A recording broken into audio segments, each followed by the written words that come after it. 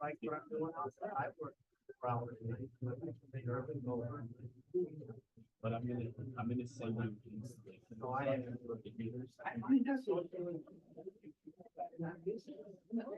Here we're being asked 90 is what percent of 60?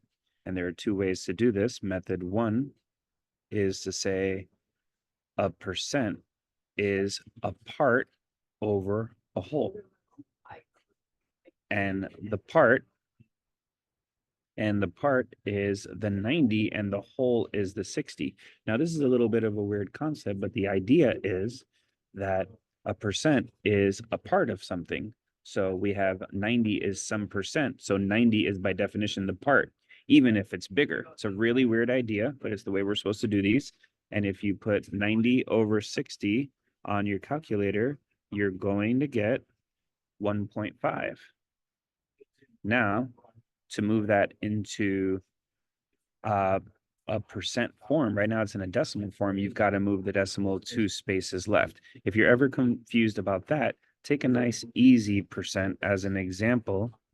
For instance, 56% is the same as 0.56. Most people don't need help realizing that, but when you get to a difficult one like 1.5 or like 0.007%, on that one, it gets a little more confusing. So you can always create a little model and realize that to get from percent form to decimal, you take that decimal and you move it 2 spaces left, or to get from decimal to percent, you take that decimal and you move it 2 spaces right.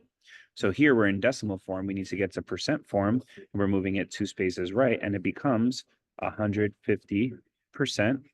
And that's our answer for this question. But if you want to think about the second way to do it, which I believe in this situation is easier, you're just reflecting back the original expression as an equation. So 90 is what percent of 60? So we're just giving the question back what it gave to us.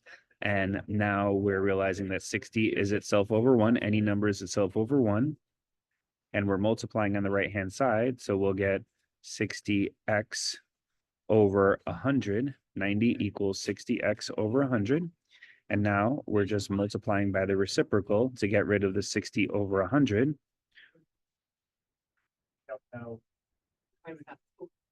And so we've got 100 over 60, and 90 times 100 divided by 60 is going to be 150.